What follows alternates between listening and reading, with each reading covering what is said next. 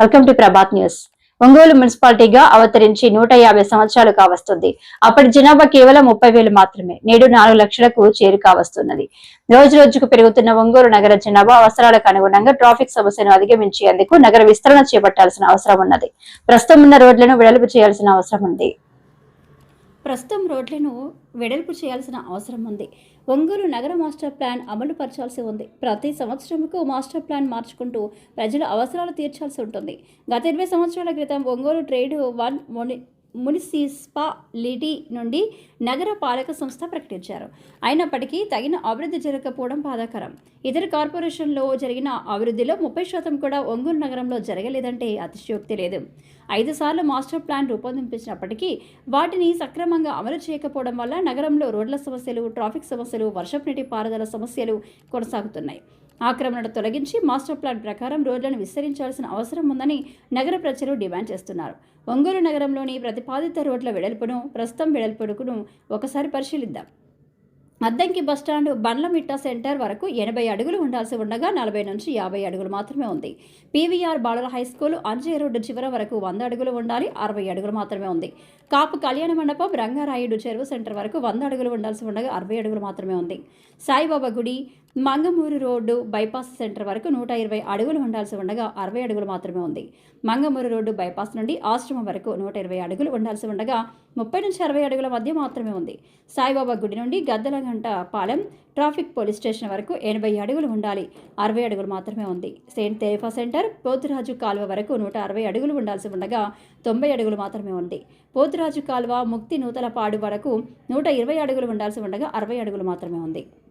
గ్రంథాలయ సెంటర్ నుండి కొరజేడు బస్టాండ్ వరకు 80 అడుగులు ఉండాల్సి ఉండగా 60 అడుగులు మాత్రమే. అంజయ్య రోడ్డు నుండి వంటవారి కాలనీ మీదుగా కొత్త మార్కెట్ వరకు 30 అడుగులకు గాను 20 అడుగులు మాత్రమే ఉంది.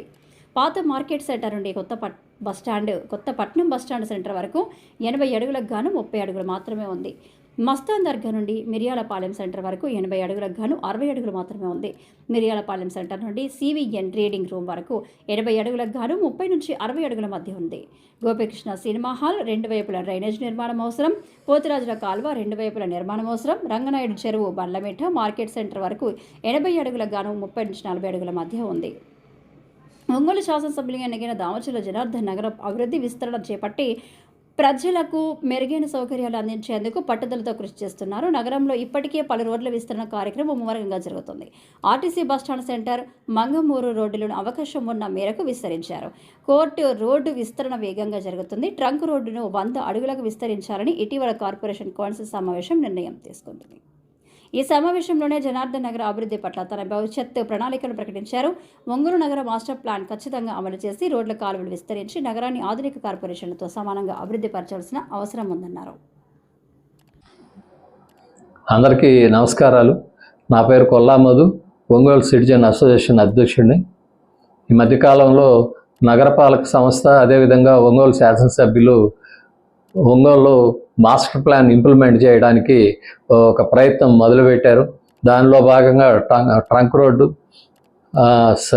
మస్తాన్ దర్గా సెంటర్ నుంచి కొత్తపట్నం బస్టాండ్ దాకా, సెంట్ తెరీసా నుంచి ముత్తినూతలపాడు వరకు, గుంటూరు రోడ్డు మోడల్ రోడ్డుగాను, మంగమూరు సెంటర్ నుంచి బైపాస్లో ఓపీఎస్ దాకా 80 అడుగుల రోడ్డు, దాన్ని తర్వాత ఆశ్రమం నుంచి మంగమూరు వరకు 100 అడుగుల రోడ్డుగా సెంటర్ డివైడర్ ఏర్పాటు చేయాలని, సివిఎన్ రీడింగ్ రూమ్ నుంచి కొంజేడు బస్టాండ్ దాకా 100 అడుగుల రోడ్డుగా, అదేవిధంగా ఈ సివిఎన్ నుంచి అంబేద్కర్ భవనం దాకా రోడ్డుని ఇవన్నీ కూడా ఆధునీకరించడానికి ఒక ప్రయత్నం మొదలుపెట్టారు.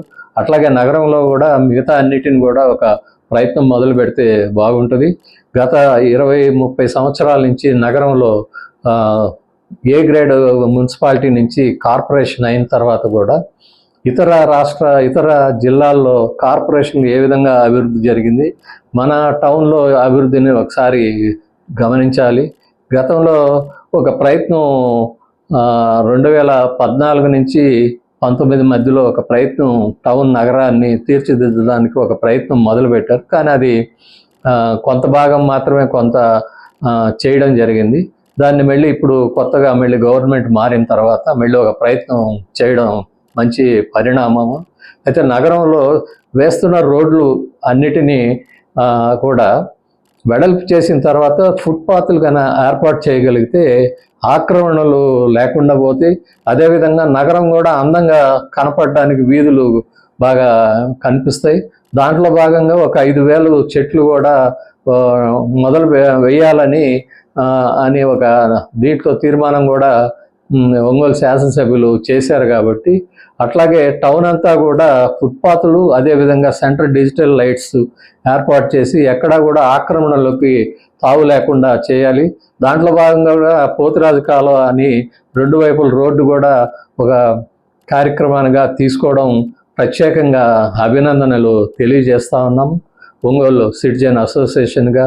దీన్ని రాష్ట్ర ప్రభుత్వం కూడా మున్సిపల్ శాఖ మంత్రులు నారాయణ గారు కూడా ఒంగోలు నగరానికి ప్రత్యేక నిధులు ఏర్పాటు చేసి కొత్త అభివృద్ధికి కూడా కారణం కావాల్సిందిగా కోరుతా ఉన్నాం. ఎందుకంటే వెనుకబడిన జిల్లాని హెడ్ క్వార్టర్ బలోపేతం చేయాలి. రాబోయే కాలంలో కొత్త జిల్లాగా ఇది రూపొందుతుంది. కాబట్టి దీన్ని దృష్టిలో పెట్టుకొని అందరూ కూడా ఒక ప్రయత్నం చేసి నగరాన్ని సుందరంగా తయారయ్యేటట్టుగా, నగరంలో అన్నీ కూడా వసతులు ఏర్పడేటట్టుగా చేయాలని ఒంగోలు సిటిజన్గా అభిప్రాయపడుతుంది. ధన్యవాదాలు. పబ్లిక్ కి ఇబ్బంది లేకుండా చేయాలనే ఉద్దేశంతో ఆ రోజు ముందు వీళ్ళిద్దరు మీటింగ్ పెట్టి అందరూ కూడా తెలియపరచడం జరిగింది. ఆ తర్వాత మేమేం చేసామంటే మళ్ళా కూడా అందరితో షాప్ లో అందరితో కూడా రమ్మని చెప్పేసి మేము 3-4 సార్లు మీటింగ్ పెట్టాం. దాన్ని ఒక కమిటీ పెట్టాం. కమిటీ పెట్టి మా ఉద్దేశం ఏంటి అంటే అన్ని సార్లు మాట్లాడటానికి కూడా వాళ్ళందరూ కూడా బాగుండాలనేది మా ఉద్దేశం. అంటే ఎప్పుడో వాళ్ళ గ్రాండ్ ఫాదర్స్ కాడి నుంచి ఆ షాప్స్ ఇచ్చినారు. వాళ్ళు పోతున్నప్పుడు బాధ ఉంటది ఎవరికైనా కూడా. మనమేమో పబ్లిక్ పర్పస్ కోసం పెద్దలు చేయాలి, వెడల్పు చేస్తే రోడ్డు అందరికి ఉపయోగపడదు అనేది మన ఉద్దేశం. కానీ ఎవరు బాధపడకూడదు, వాళ్ళని కూడా మనం సాటిస్ఫై చేయాలి. వాళ్ళని కూడా వ్యాపారస్తులు కూడా ఈరోజు అందులో ప్రకృతి కూడా వ్యాపారాలు కూడా సరిగ్గా లేవు. కాబట్టి చెప్పి మేము 4 సార్లు వాళ్ళందరితో కూడా మీటింగ్ పెట్టాం. కమిటీతో కూడా మీటింగ్ పెట్టాం. పెట్టిన తర్వాతే వాళ్ళకి లాస్ట్ వచ్చాక 70 అడుగులు కలిపి వాళ్ళంతా కూడా రావడం జరిగింది. 70 అడుగులకు వచ్చిన తర్వాత 70 అడుగులు చేస్తే ఉపయోగం లేదు. కాబట్టి ఇంకోసారి ఆలోచించండి అని చెప్పేసి మేము లాస్ట్ మీటింగ్ లో దీనికి ఒక కమిటీగా ఒక 7 మందిని కమిటీ సభ్యుల్ని వేసి, కమిటీ కూడా ఎప్పటికప్పుడు వాళ్ళు మానిటరింగ్ చేసుకుంటా వాళ్ళకి కావాల్సిన నీడ్ ఏంటి అని చెప్పేసి వాళ్ళకి చెప్పడం కూడా జరిగింది. ఆ తర్వాత మనకి తెలియకుండానే కొంతమంది ఎవరో ఒకరు ఉంటారు, ఏదో ఒకటి వాళ్ళకి రాంగ్ మెసేజ్ ఇవ్వటం, నైట్ పూటే కొట్టేస్తారు మీది, మీకు టీడీఆర్ బాక్స్ ఇవ్వటం వల్ల డబ్బులు రావు, లేకపోతే కర్నూలు రోడ్ ఒకటి మీకు డబ్బులు ఇచ్చారా, ఇవన్నీ కూడా దీనిపై చెప్పేటప్పుడు వాళ్ళంతా కూడా ఆధారపడి వాళ్ళంతా కూడా కొంతమంది కోర్టుకి వెళ్ళడం జరిగింది. కోర్టుకి వెళ్ళిన తర్వాత ఆ ప్రాసెస్ లో ఇప్పుడు కోర్టు ప్రాసెస్ లో ఉంది. కోర్టు మొన్న ఒక 500 దాని మీద జడ్జిమెంట్ కూడా ఇచ్చారు. అకాడమిక్ లా ప్రకారంగా ఏదైతే 1955 సెక్షన్ 147 ద్వారా ఏదైతే స్వాధీనం భూమి చేసుకోవడానికి ఎక్వైర్ చేయడానికి కూడా ఒక ఆప్షన్ పెట్టారు. లేదు తీసుకుంటే టీడీఆర్ బాండ్స్ తీసుకొని 1:4 టీడీఆర్ బాండ్స్ వాళ్ళు ఒప్పుకుంటే టీడీఆర్ బాండ్స్ ఇవ్వండి అని చెప్పి కోర్టు కూడా వాళ్ళకి ఆర్డర్ అయితే జరిగింది. దాని కూడా ఆర్డర్ కాపీ కూడా వస్తే ఇంకా తీరుగా మనకి ఏమి ఇచ్చారో కూడా మనకు గుర్తుకు తెలుస్తుంది. ఇందాక మన సభ్యులు అన్నట్టు మనకి మాస్టర్ ప్లాన్ లో 100 feet ఉండేటప్పుడు కొత్త మార్కెట్ లో కూడా షాప్స్ కట్టేసి షాప్స్ కూడా మినిమం 1000 రూపాయలు పెట్టి 25 years మీకు ఉండేటట్టుగా మీ వ్యాపారం మీ కుటుంబం జరిగే విధంగా దానికి కూడా మేము నిర్మాణం ఇచ్చాం.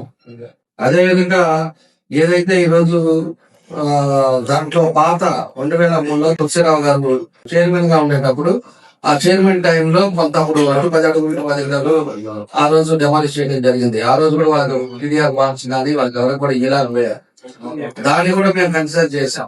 ఏదైతే 1:4 టీడీఆర్ బాండ్స్ అప్పుడుండే దానికి కూడా టీడీఆర్ బాండ్స్ ఇస్తాం. దాని టీడీఆర్ బాండ్